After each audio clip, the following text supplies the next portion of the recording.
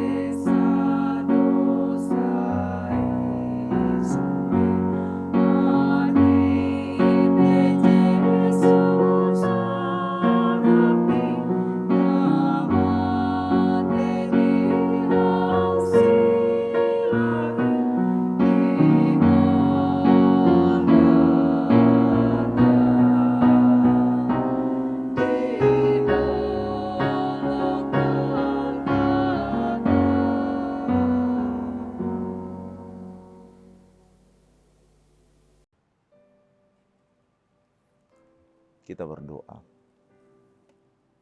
Kasih karunia dan damai sejahtera dari Tuhan Allah Bapa dan dari anaknya Tuhan Yesus Kristus kiranya menyertai saudara sekalian. Amin.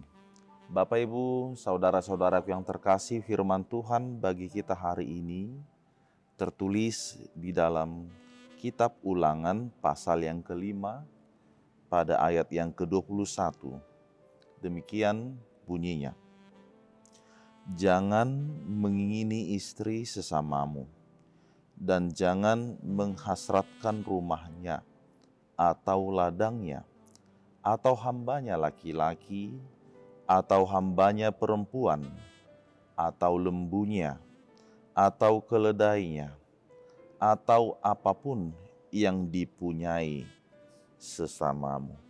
Demikian firman Tuhan. Adapun topik daripada renungan ini adalah hiduplah dalam ketetapan Tuhan. Sekali lagi, hiduplah dalam ketetapan Tuhan. Sahabat firman Tuhan yang terkasih, tidak asing lagi bagi kita bila memperhatikan kalau ada suatu peraturan di mana ada peraturan tersebut yang bersifat larangan, yang bersifat hal-hal yang tidak boleh untuk dilakukan. Nah, ini yang pertama yang kita lihat, maksud daripada aturan itu. Yang tidak boleh dikerjakan, yang tidak boleh dilakukan, atau yang bersifat larangan.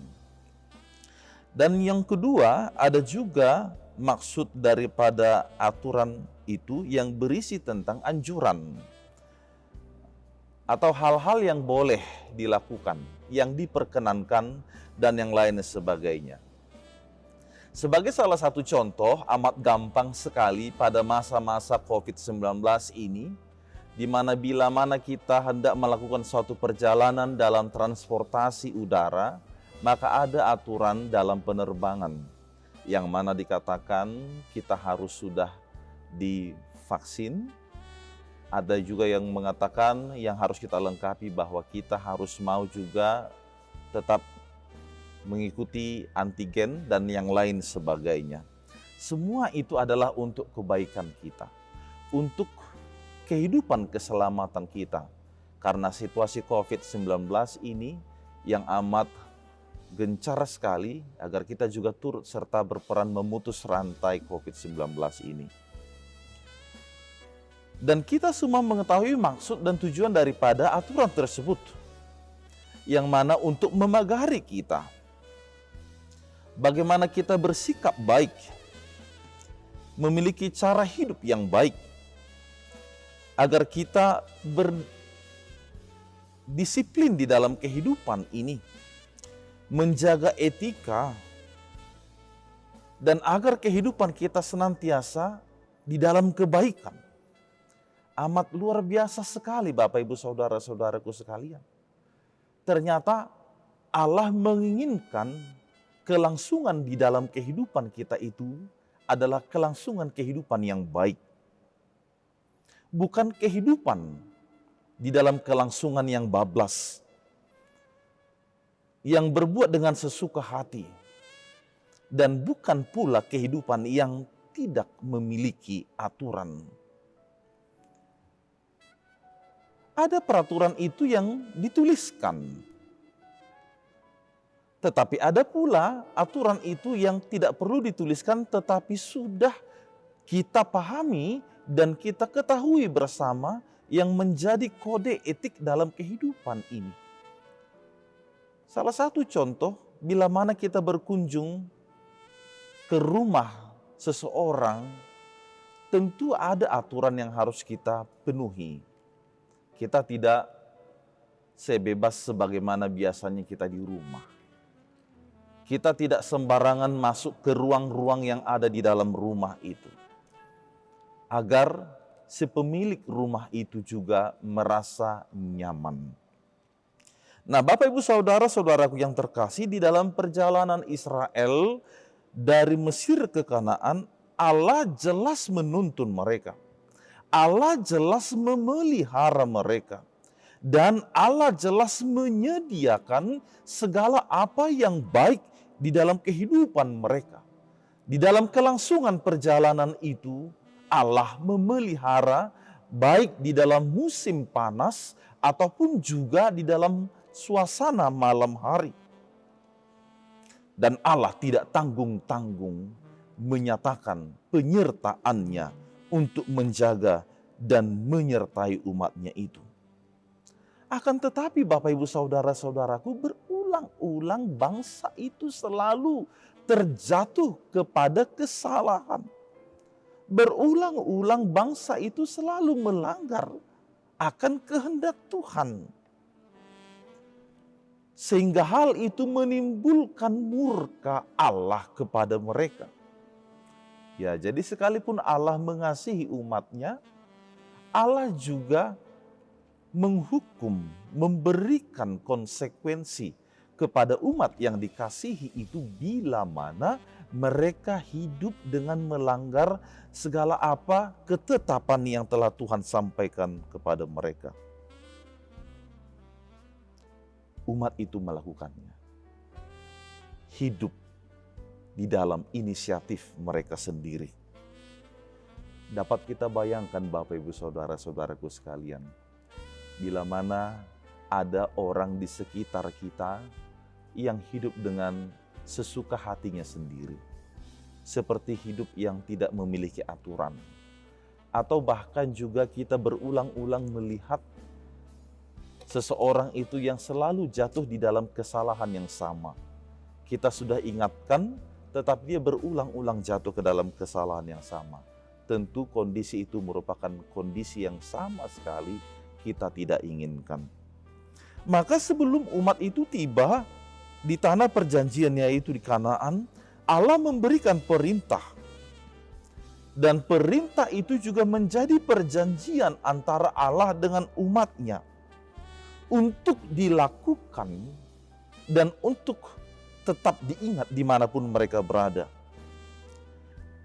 Aturan itu, firman itu bukan sesuatu yang memberatkan mereka. Tetapi firman itu diberikan atas kasih Allah yang besar kepada mereka. Untuk menuntun mereka kepada keselamatan itu. Itulah ke-10 firman, 10 Commitment, atau 10 dasa titah. Dan hal itu harus mereka ulang terus-menerus hingga kepada keturunan mereka. Yang ditulis di dalam 2 loh batu. Yang menjadi perjanjian untuk mengingat saat itu mereka sudah hidup di dalam Allah. dan mereka tidak lagi hidup di dalam kehendak mereka sendiri.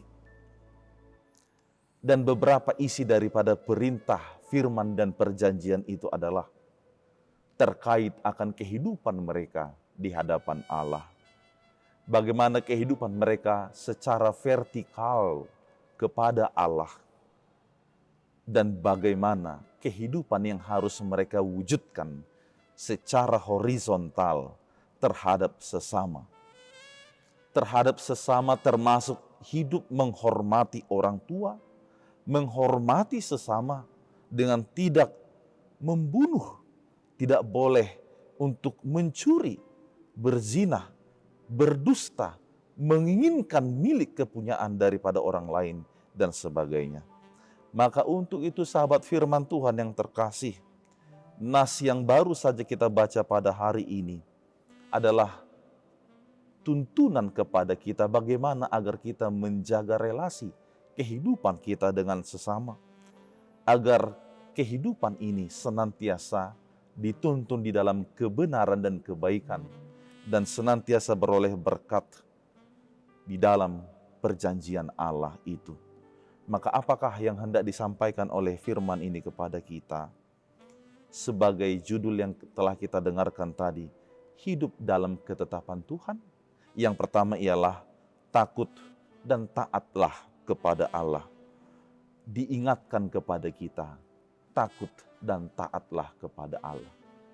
Sehingga tidak ada kehidupan yang serakah, tidak ada kehidupan yang celaka. Karena itu, lakukanlah. Ketika kita taat kepada Allah, maka kita pun semakin mengenal Allah dan maksud Allah di dalam kehidupan ini. Dan yang lebih besarnya, kita menjadi bergantung kepada Allah. Kita menjadi tahu bagaimana kita mengasihi Allah dan bagaimana kita mengasihi sesama. Ini yang pertama. Yang kedua adalah syukurilah apa yang ada padamu. Apa yang ada pada kita, bahwa itu adalah pemberian Tuhan, karunia Tuhan, maka syukurilah. Karunia yang terbesar itu telah dinyatakan juga di dalam Yesus Kristus yang telah menebus dosa-dosa kita. Maka syukurilah, peliharalah segala pemberian Allah di dalam kehidupan itu. Sehingga dengan mensyukuri itu, kita bisa di dalam kehidupan yang baik, yang tidak jatuh di dalam dosa. Dengan mensyukuri pemberian Allah di dalam Yesus Kristus, maka hidup kita juga akan dituntun di dalam kebenaran dan kebaikan. Bawalah hidup kita dan segala apa yang ada pada kita agar tetap hidup bersama dengan Tuhan. Dan yang terakhir, yang ketiga, lakukanlah hubungan yang baik kepada Tuhan dan terhadap sesama. Melakukan hubungan yang baik terhadap sesama, kita baca di dalam perintah dan firman Tuhan, itu adalah wajib yang disampaikan kepada kita. Maka tidak boleh itu kita lewati dalam kehidupan ini. Agar dapat melakukannya, maka mintalah pertolongan Tuhan. Mintalah pertolongan Tuhan, tuntunan Roh Kudus bagi kita, agar kita bisa mengerjakan segala sesuatunya dengan baik. Mari berbuat yang baik terhadap sesama. Mari membuat orang lain juga menikmati sukacita mereka.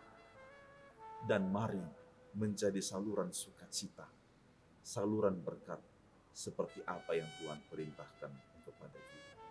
Amin, kita berdoa. Syukur kepadamu ya Tuhan Allah Bapa di surga, yang mengasihi, yang menyertai kami hingga saat ini. Engkau sungguh baik dan selalu berkenan hadir dalam hidup kami ini. Sehingga kami adalah bahagian daripada rancangan dan rencana Tuhan. Rancangan dan rencanamu di dalam kehidupan ini adalah untuk menghantarkan kami kepada kehidupan yang baik, yang benar. Hidup dalam ketetapan. Maka itu pula lah yang juga telah kami dengarkan lewat renungan pada hari ini, agar kami takut dan taat kepada Allah, agar kami mampu mensyukuri apa yang ada pada kami, agar kami dapat melakukan yang baik terhadap Tuhan dan terhadap sesama, sehingga hidup ini benar-benar kudus di hadapan, jauh dari berbagai dosa kesalahan yang membuat diri kami tercemar. Tetapi biarlah hidup ini adalah hidup yang dituntun oleh kebenaran dan kemurahan. Syukur kepadamu ya Tuhan yang telah mengasihi kami. Maka biarlah juga Roh Kudus-Mu yang menuntun kami selalu pada hari ini dan di dalam segala apa yang hendak kami kerjakan. Semuanya itu hanyalah untuk menyenangkan hati Tuhan, sehingga segala perbuatan dan hidup kami ini menjadi puji-pujian, hormat, dan kemuliaan untuk nama-Mu yang kudus. Berkati juga saudara-saudari kami dimanapun berada. Engkaulah Allah yang setia, yang menjaga, yang menuntun ke dalam sukacita sempurna di dalam Tuhan. Di dalam nama Yesus Kristus kami berdoa. Anugerah Tuhan kita Yesus Kristus dan kasih setia Allah Bapa dan persekutuan Roh Kudus kiranya menyertai saudara sekalian. Amin. Selamat beraktivitas Bapak Ibu Saudaraku sekalian. Tuhan Yesus memberkati.